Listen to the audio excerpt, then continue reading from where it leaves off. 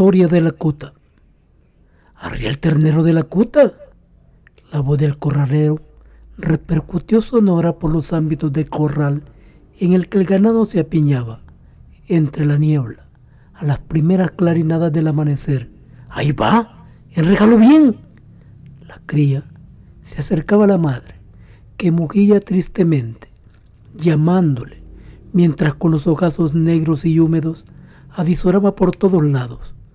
Cuando vio que se aproximaba, el mugido se trocó en un murmullo cariñoso, como en un arrullamiento tierno e interminable.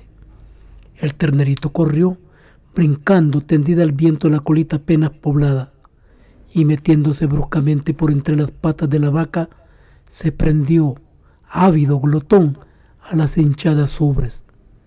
La cuta lamía las ancas del ternerito con largos lengüetazos cosquillantes que hacían estremecerse, de cuando en vez, la piel barcina del mamón. Mere dejó que mamase un instante, el necesario para sacarle la leche a la cuta, y después, agarrándola por las orejas, pasóle un lazo por el cuello y lo ató a las patas delanteras de la vaca, con un nudo seguro. El ternerito hacía esfuerzos inauditos por soltarse y volver a agarrar la teta. Se removía como un condenado, tirando infructuosamente de la pérsoga que le sujetaba. Mientras tanto, la madre apisonaba el suelo con las patas traseras. Mere se impacientaba. Mere se rascaba colérico las greñas indómitas. Siempre que le tocaba ordeñar a la cuta, sucedía lo propio que ahora. El ternero de la cuta era un condenado. Vaya si lo era. Y la madre, la mismísima cola de Judas. ¡En juicio!, gritaba Mere, asestándole rudos puñetazos en el lomo, a la vez que intentaba sujetar con su puño de fierro, firme y fuerte, como unas tenazas, la pata de la cuta que apisonaba la tierra. En el cielo, las estrellas extinguíanse una tras otra. El horizonte íbase aclarando. Una luz nacarada ribeteaba los picachos ingentes de las montañas. Acusaba, con impresiones todavía, las turgencias de las cercanas colinas. En una hondenada se iba perfilando con enérgicos trazos una arboleda, entre la que rumoreaba una cascada. Corría un vientecito sutil y húmedo, que traía ráfagas de aromas vegetales. Había pasado por la montaña cercana, y entre los aromas que aportaba, sobresalía el olor del cedro, un olor a caldo de frijoles negros. El relente de la noche había empapado las piedras de las cercas, tal como si hubiera llovido.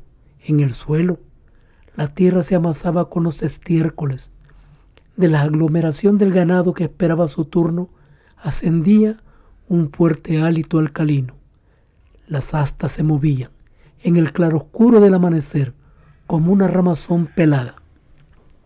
Los mugidos rasgaban el ambiente matinal, en que algunos filamentos de niebla flotaban todavía.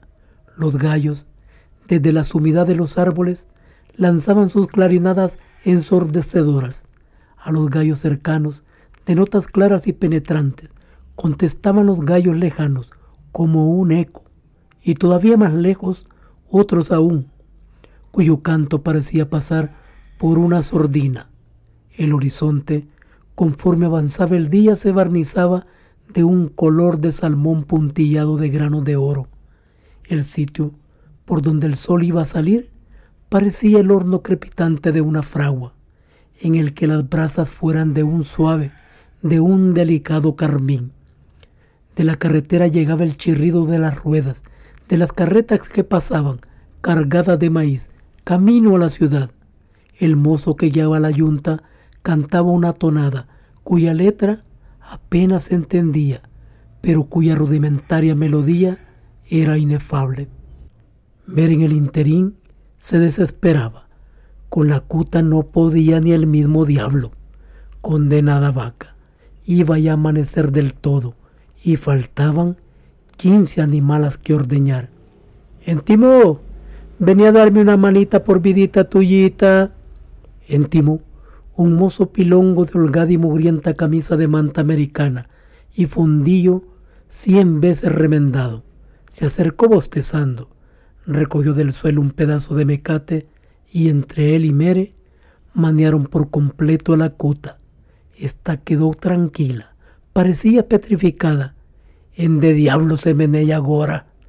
Mere entonces colocó bajo las ubres el balde de lustrado por el uso, abollado por tanto porrazos, y humedeciendo primero con agua los blancuzcos pezones hinchados, quiso comenzar a ordeñar. Se hacía imposible la operación. De las tetas apenas salió un chorrito que de pronto se cortaba. Mere rabiaba. ¡Grampe! Escondés la leche, ya te la voy a sacar a puros monazos.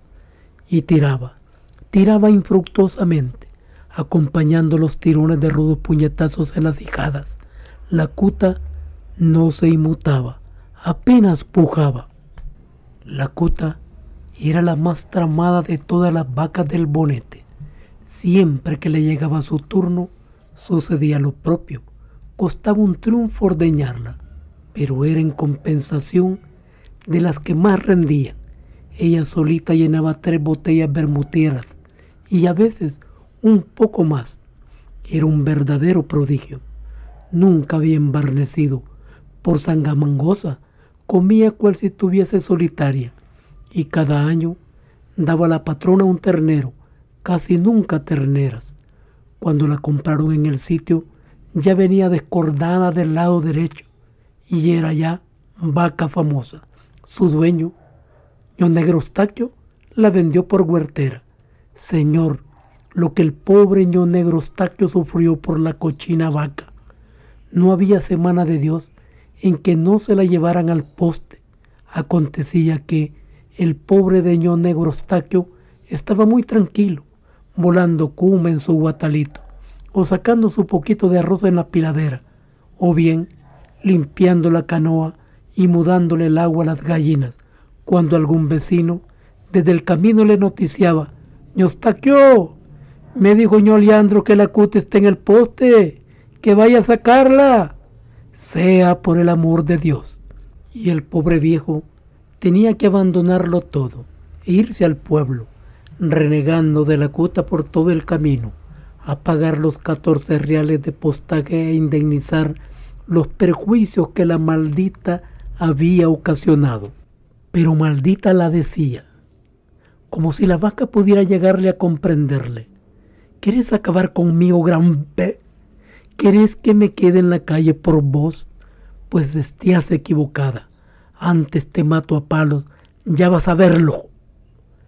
Y en no más llegando a su casa, iba y la amarraba en el patio, al pie de un carao, y regándole unas cuantas tuzas, recogía la cuma y se iba a emprender de nuevo la tarea interrumpida, para ir al pueblo a libertar a la vaca del poste infamante. Todo ese día la cuta lo pasaba rumiando las tuzas, bajo el carao que apenas la defendía del sol.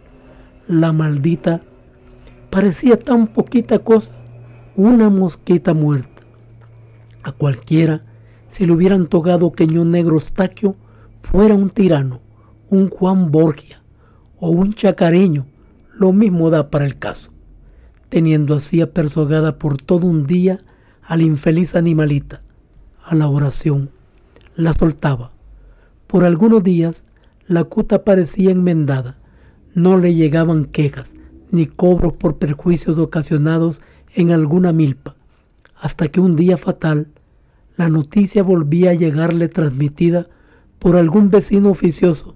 Se acabó, dijo de una vez, en que la paciencia rebasó la medida, y encaminándose al sitio consumó el horrendo crimen, la venta. La cuta pasó a poder de la señora. Fue empotrerada. Cómo suspiró los primeros días la pobrecita, pero no tuvo más remedio que resignarse. Con el tiempo, la cuta llegó a ser perla entre las mejores vacas del bonete.